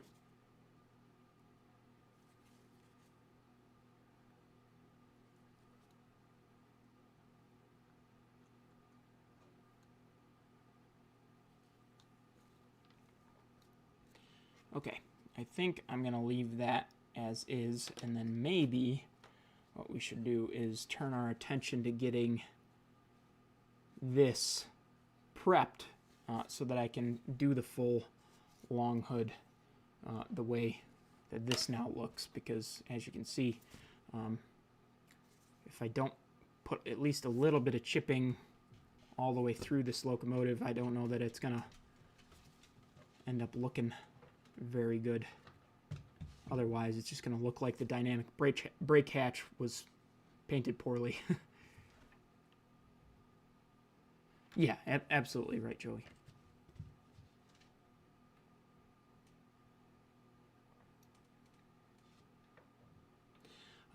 Okay, so yeah, let's see if we can. Well, I'm gonna do one more round of scrubbing on these logos, and then I think I need a fresh eraser. That one's looking a little worse for wear. Let's see, we might actually start to get a little bit more movement on these now.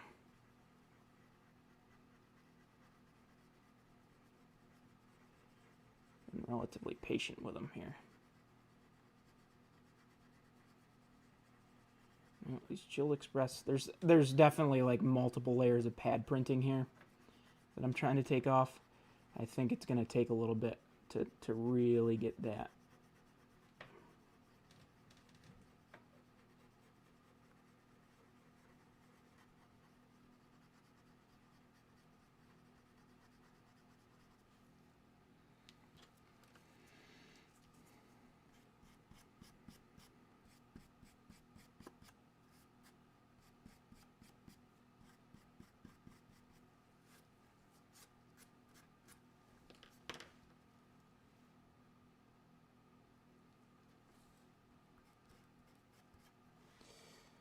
Starting to get a little bit there, but still not as much as I would like to see.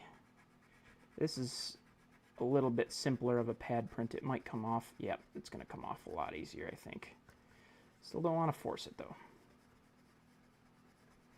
I want to make sure the paint underneath of it stays put.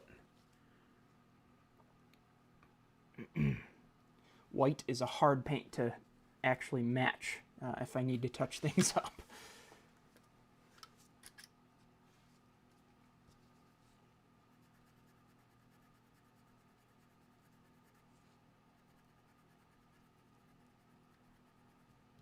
That's almost gone now. That's good.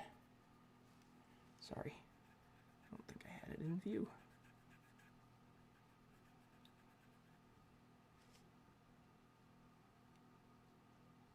Yeah, I mean, that's pretty much what I'm doing, Joey. It's soaked paper towel on each of the decals. Taking it off, scrubbing it a little bit, putting it back on. About 30 minutes is what they've been soaking for. Total. That one's almost good. I can get just that. There's a teeny bit right there left. You guys can't see that. It's too blown out, being a white car. I have noticed that these lights from Harbor Freight almost do too good of a job illuminating the workbench. I'm noticing even on the lowest ISO settings and shutter speed settings that I have on this camera that I use, I'm still getting a little bit blown out, which is kind of a bummer. Especially working on white cars. Yeah, they're saturated, Joey. I promise.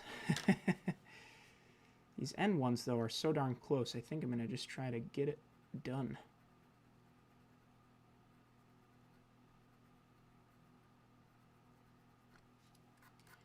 All I got is a pesky 2 left on this one. I don't know if I'll be able to...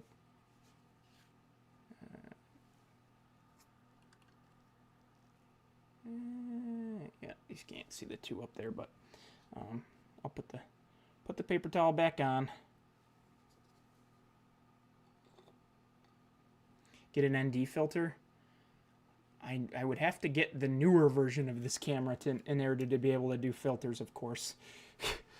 It's this is Elgato. What is it? Facecam Mark II, and of course the Mark III they just came out with. You can get filters for.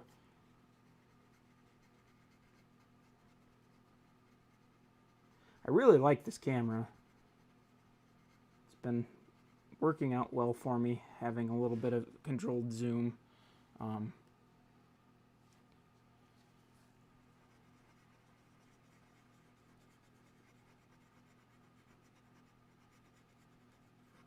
If anything, it might be a little bit insane, but eventually I might get the Mark III, the new one, and have, you know, both webcams, excuse me, or both mounts that I have webcams on them, so that I don't have to switch back and forth on the mounts themselves. I can just switch back and forth on the computer. This needs a fresh piece of paper towel. That one kind of fell apart.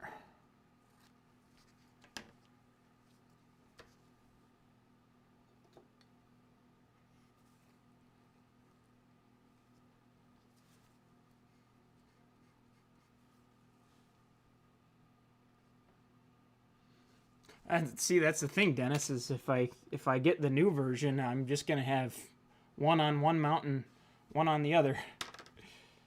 Just gonna keep the old one and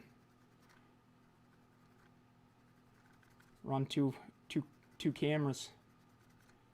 Could use one for a face camera, but nobody needs that.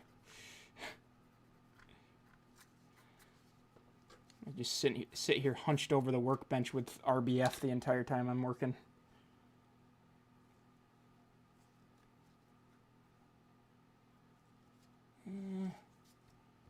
actually be able to call that good.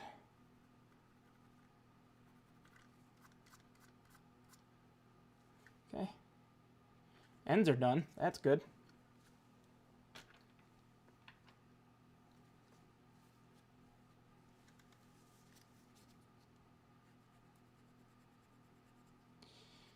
I know I've got at least one present from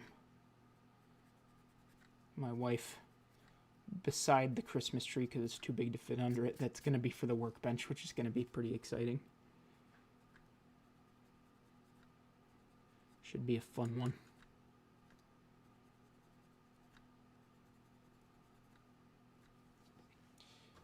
Just a little pesky 3 is all that's left.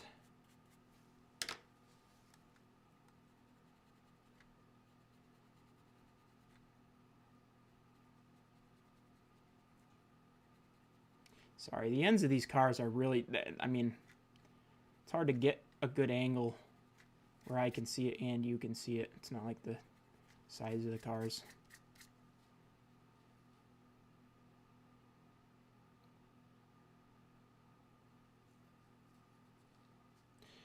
Faber-Castell eraser. Okay. See, I like the pencil top erasers because you know, they've got a nice point on them, so I can really get some refined control, which is nice in a lot of cases, but I'll definitely look into that.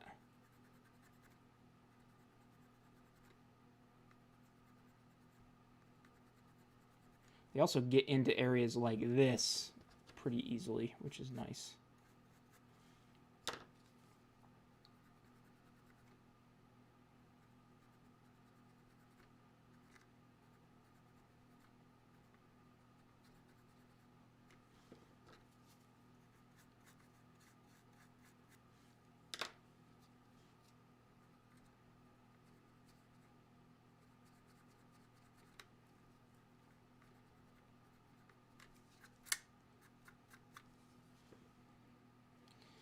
Other fun Circa things that may be coming soon.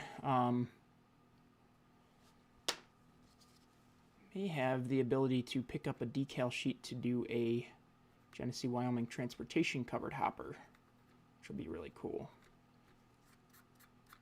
I would like to get an example of each of the covered hoppers out there first.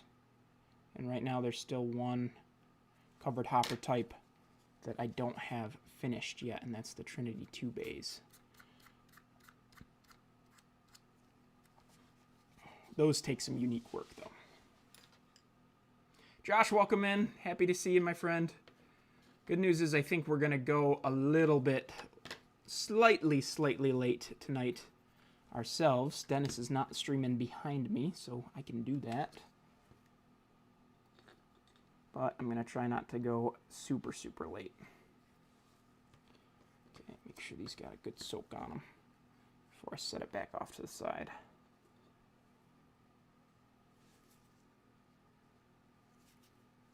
Yeah. I can definitely tell that that's softened up a little bit because it won't even let me move the, or reapply microsol.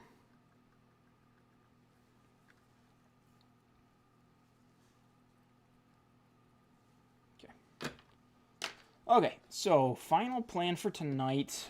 Like I said, really enjoying how the chipping turned out on the long hood specifically, or on the dynamic brake hatch specifically. It turned out okay on the cab roof. It might need to do something to touch that up a little bit. But with how much chipping's on that, I now feel it necessary to get the rest of the roof of this locomotive done. Merry Christmas, Scott. Happy to have you. Well, we did. Enjoy the rest of your night. Okay, zoom out a little bit here. Just make sure that I don't lose you guys while I'm working on this. So the IRL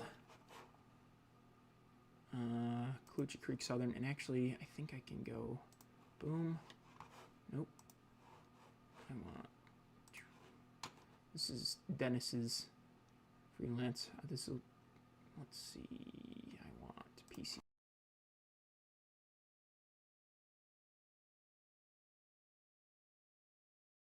And I was going to show it to you, but I can't. It's set for my monitors that are upstairs, so it won't show my main screen here. But yeah, the crimson kind of comes down and then to here and covers the fans back here. So I'm not sure. I can't decide if I want to come all the way down there. I probably should.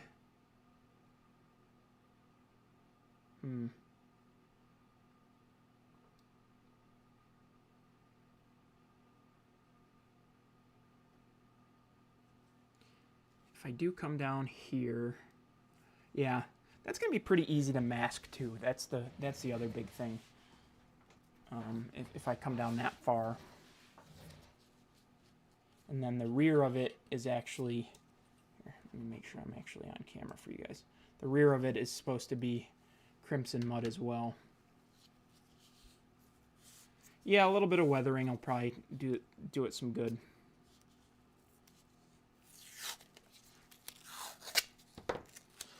Okay, so we are, I think we're just gonna send this.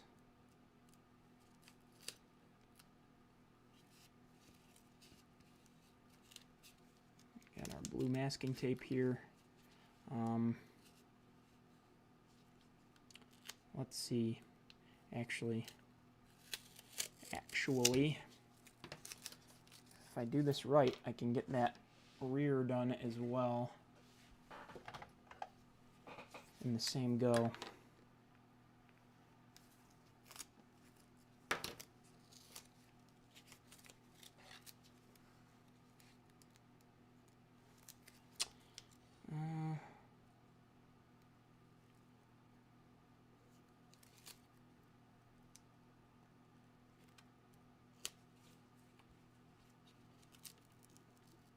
Get the masking right on this. At this rate, I probably should have just fully painted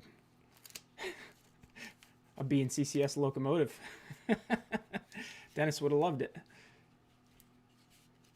if I just left it a patch out.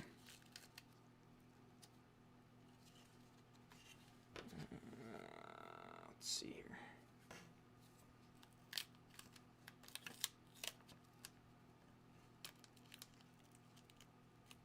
I don't need to be perfect with this, other than kind of protecting the blue that's underneath it, actually, because that's where the decals already are that I need to keep blue. So that's good at least. And everything's getting covered over, so as long as I just hit the general vicinity of where it's supposed to be red and where it's supposed to be blue, I'll be in good shape.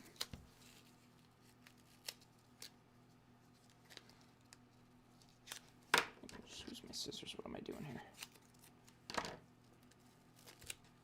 There's already a couple of layers of clear coat on the numbers, so, or on the blue itself, I should say. Oh, I did that wrong. So I shouldn't be ruining anything by doing this, which is good.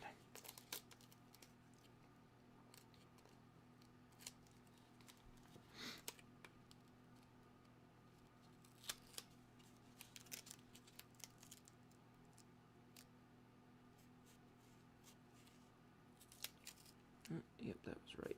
Okay. Cool. Like I said, it doesn't have to be perfect. I'm going to do the same thing over here. Might be able to just get away with doing...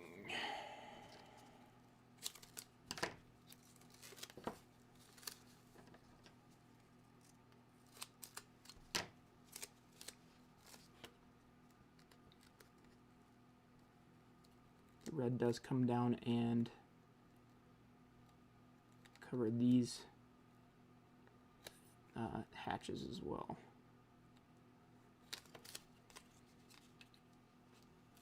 Hey Seth, welcome in.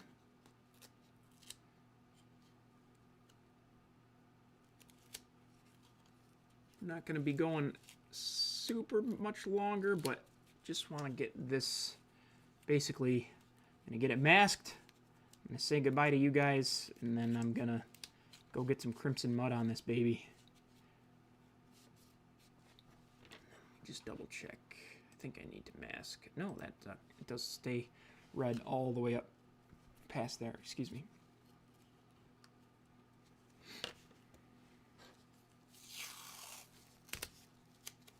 Oh, no, I already had a piece off for that. Whoops.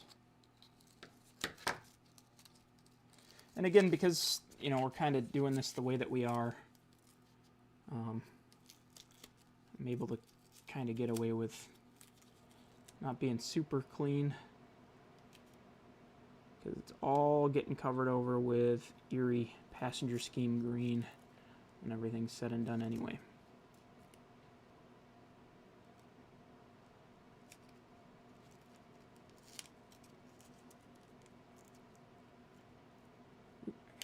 Move that over there.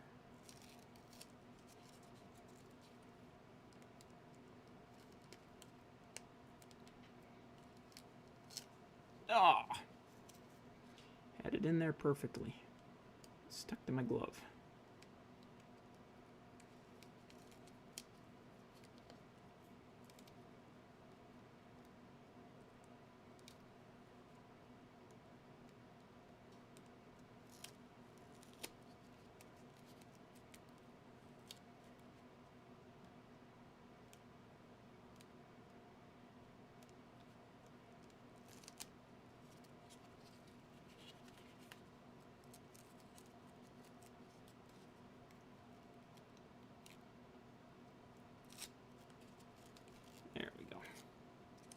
Got it where I want it now. Perfect. Okay.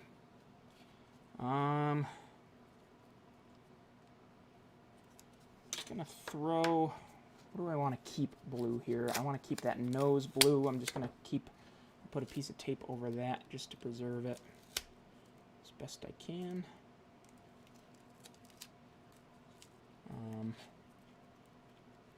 In fact, had I looked at Dennis's drawings earlier, I would have realized that this part is actually crimson mud anyway. So now's my chance to go back and fix that. The rear is also crimson mud, so I'll be able to get that fixed. The long hood section will be blue, but I'm just going to kind of avoid painting anything on that for now. And then I can go back and hit the roof line with some crimson mud and wait for that to dry, get a layer of dull coat on it, and then I'll be able to do the chipping fluid on that as well. So pretty cool stuff.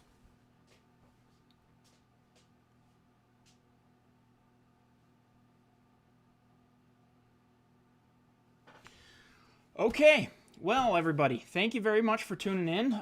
We might not have finished any projects tonight, but I promise that I'm gonna keep on trucking with them as I've got time, and I'll keep you posted through various means as much as I can.